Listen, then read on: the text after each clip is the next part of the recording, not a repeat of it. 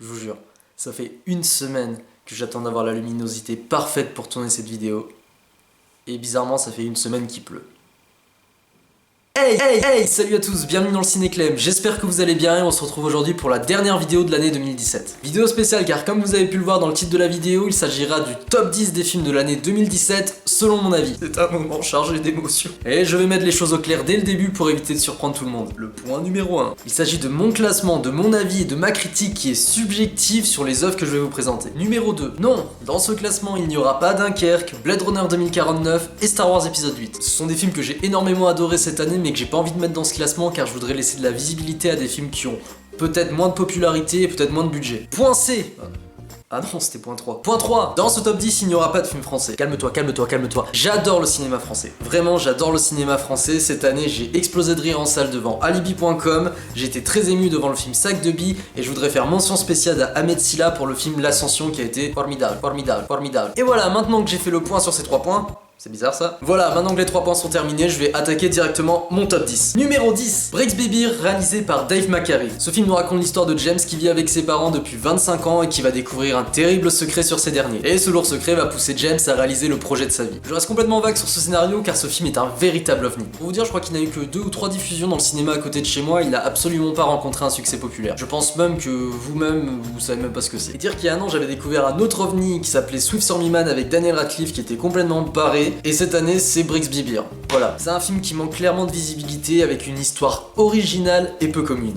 Numéro 9, The Cure for Life réalisé par Gore Verbinski. Ce film nous raconte l'histoire de Lockhart, un employé d'une boîte qui va être envoyé dans un centre médical dans les Alpes pour retrouver son patron qui a disparu. Et cet institut sera pour Lockhart une descente aux enfers. The Cure for Life, c'est un film qui au premier plan a tout du scénario de Shooter Island de Martin Scorsese. Il y a énormément de similitudes au niveau de la trame scénaristique, mais il se démarque complètement par un esthétisme vraiment incroyable. Et je pense que ce film-là et Blade Runner 2049, ce sont les films qui m'ont le plus marqué visuellement au cinéma. Cette année, je précise. L'acteur Dane DeHaan est un des meilleurs acteurs de sa génération, sincèrement. Et même s'il a joué dans Valérian. Et le scénario qui entoure son personnage pousse le spectateur à vouloir connaître la fin complètement inattendue. Numéro 8, Logan de James Mangold. Ce film nous raconte l'ultime aventure de Hugh Jackman dans le rôle du mutant à griffes de X-Men. C'est une histoire située dans le futur, bien différente des aventures que notre héros a connues précédemment. Logan, c'est un film qui casse les codes de Marvel et qui... de Marvel, pardon. Logan est clairement un film qui casse ce que Marvel a toujours présenté dans ses œuvres, c'est-à-dire quelque chose de très coloré, de très dynamique, de très jeune et chargé d'humour. Ce film est beau, violent, fascinant et attachant. Et si vous voulez avoir plus d'informations sur ce film, j'ai fait une critique plus détaillée qui est dans ma chaîne, quelque part par ici, quelque part par là, je sais. Bref, je te mets le lien dans la description. On va se tutoyer, ça te dérange pas. Hein. Numéro 7, Mother de Darren Aronofsky. L'histoire nous raconte celle d'un couple qui vit dans leur immense demeure dans un quotidien calme et paisible. Malheureusement, l'arrivée d'une personne va bousculer leur train de vie paisible et transformer la magnifique histoire en cauchemar.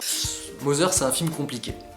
C'est un film qui n'est pas du tout accessible à tous. Anecdote, je l'ai montré à mes parents il y a quelques jours et mon père m'a dit c'est une honte, c'est scandaleux, franchement c'est à gerber. Mais moi ce qui m'a clairement fasciné dans ce film c'est ce casting 5 étoiles qui nous plonge dans un huis clos mystérieux et qui te pose encore des questions même après le générique de fin. C'est je pense le film le plus choquant de cette année 2017 avec le film français qui s'appelle Grave. Mais vraiment si vous pouvez faire abstraction à la violence physique et psychologique pour vous concentrer à un esthétisme et un jeu d'acteur fou, regardez ce film. Si vous êtes trop sensible émotionnellement, alors il va falloir regarder la soupe aux choux. Numéro 6, Détroit de Catherine Bigelow. Ce film nous raconte l'histoire vraie des émeutes survenues à Détroit en 1967. Les émeutes dans la ville serviront de toile de fond pour centrer son histoire cauchemardesque dans un hôtel. Un film très dur et très prenant, mais qui après avoir passé les 10 premières minutes qui ressemblent à un documentaire, va vous retrouver dans un film orchestré par des acteurs incroyables et une réalisation faite aux petits oignons. Vraiment, c'est un très bon film. Vraiment. Numéro 5. Coco de Lee Krich. Ce nouveau film des studios Pixar nous raconte l'histoire de Miguel, un enfant de 12 ans qui rêve de faire de la musique comme son ancêtre. Bloqué par une famille qui refuse que le jeune homme exerce sa passion, notre héros va partir à l'aventure et directement propulsé dans le royaume des morts. Waouh.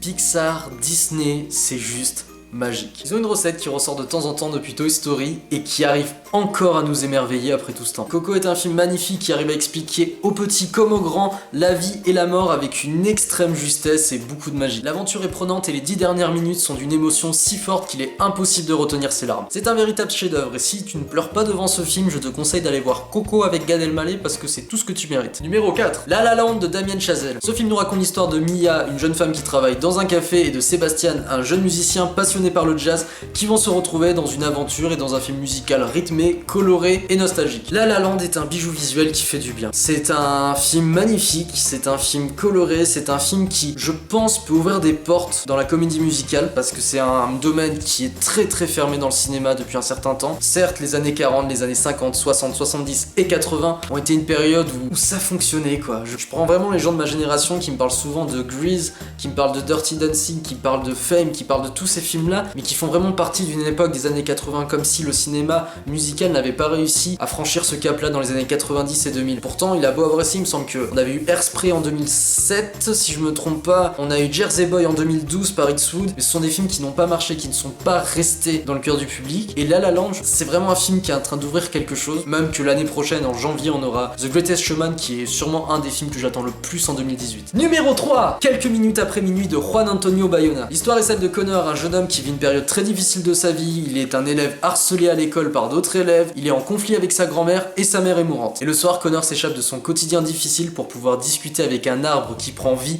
quelques minutes après minuit. Ok, de base ce film m'avait motivé juste parce qu'il y avait Felicity Jones et Liam Neeson. Et au final, surprise, ce film est exactement comme Coco, c'est-à-dire un conte qui plaira aux petits comme aux grands et qui vous arrachera les larmes aux yeux jusqu'à la dernière seconde. C'est vraiment un film exceptionnel, un film magnifique qui, je ne sais pas pourquoi, n'a pas eu un succès populaire. Certes, il embrasse une direction un peu d'auteur, mais c'est un film fantastique, dramatique, émouvant, enfin...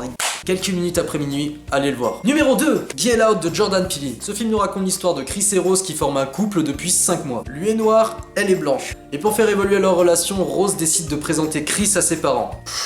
Je sais que comme ça le scénario donne pas spécialement envie, mais je peux pas vous en dire plus. Et je suis fier, mais tellement fier de ne pas avoir vu les bandes annonces. Franchement, je connaissais ni l'histoire, ni les bandes annonces. Tout le monde me parlait de ce film, je ne connaissais que l'affiche. Ça ne m'a pas du tout motivé et je l'ai découvert il y a une semaine de ça dépend à quel moment je vais sortir cette vidéo, mais ça fait une semaine de ça que j'ai découvert le film, je l'ai vu 2 fois dans la même journée, tellement j'ai trouvé son scénario fou. C'est un scénario qui accroche le spectateur de la première à la dernière seconde. Sincèrement, les 3 premières minutes, je suis resté avec un point d'interrogation, je me suis dit, mon Dieu, ça va être quoi cette histoire, il faut vraiment que j'en sache plus. Et pour moi, le film numéro 1 de cette année 2017, selon mon avis, est À bras ouverts avec Christian Clavier, qui est un film remarquable et exceptionnel de la... Non, je déconne. Et le film numéro 1 de cette année 2017, selon mon avis, est Ça, ou Hit en anglais de Andrés Muschietti. Mon Dieu, je m'y attendais pas, je vais vous faire un petit résumé vite fait si vous connaissez pas et que vous avez vécu dans une grotte, parce que c'est impossible de pas connaître ça. Ça nous raconte l'histoire d'une bande de gamins dans la ville de Derry qui vont se réunir pour affronter leur plus grande peur. Et la peur sera orchestrée par un clown à l'apparence peu rassurante. Même si l'histoire de Stephen King est connue de tous, c'était déjà quelque chose de fait. On connaissait le début, on connaissait le milieu, on connaissait la fin de l'histoire. Donc dès qu'on a annoncé un remake, j'étais pas spécialement convaincu de base, sachant que les dernières années, dans les remakes du cinéma de l'horreur, ça s'est pas très bien passé. Et ça, c'était un pari clairement risqué, puisque c'était réalisé par un mec qui s'appelle Andrés Muschietti ou Andy Muschietti, en fait je sais même pas, on va l'appeler Robert je pense, hein, qui avait réalisé qu'un seul film dans sa vie, qui s'appelait Mama en 2013, et qui pour moi...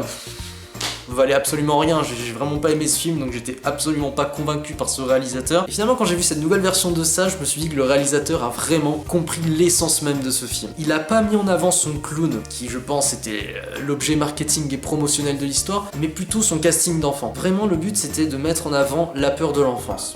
J'ai les voisins qui font du bruit. C'était clairement maîtrisé, et en plus de ça, au niveau de son esthétisme et de sa réalisation, il avait clairement appuyé ses références sur les productions Amblin de Spielberg, tout ce qu'il y a eu dans les années 80. Je pense notamment à Stand By Me ou Les Goonies, qui était un film qui était centré avec un casting d'enfants. Et voilà, si vous voulez m'entendre plus parler de ce film, je vous invite directement sur ma critique que j'ai réalisée il y a quelques mois et qui est directement disponible sur ma chaîne YouTube. Et voilà, cette vidéo se termine là pour aujourd'hui. J'espère qu'elle vous a plu en tout cas. Merci encore pour ces 11 mois d'existence de chaîne. Merci pour vos commentaires, merci pour vos partages, merci pour vos remarques, pour vos insultes parfois. Merci vraiment pour cet accueil très chaleureux qui me pousse à continuer ce projet pour l'année 2018, à faire plus de critiques, à continuer tout simplement de transmettre ma passion et le goût pour le cinéma, parce que c'est ce que j'aime, c'est ce que j'ai envie de faire, c'est ce que je vais continuer à faire, et ce grâce à vous. Et voilà, en tout cas j'espère que vous avez passé d'excellentes fêtes de Noël, que vous allez passer un très bon nouvel an. En tout cas voilà, ce que je vous souhaite pour l'année 2018, ce sont vraiment de très très belles choses, des projets, la santé avant tout, plein de bonheur, plein d'amour et surtout plein de films quoi. Allez au cinéma, c'est un média qui est en train de mourir avec ses conneries de VOD, tout ça. Sincèrement c'est quelque chose que je pense,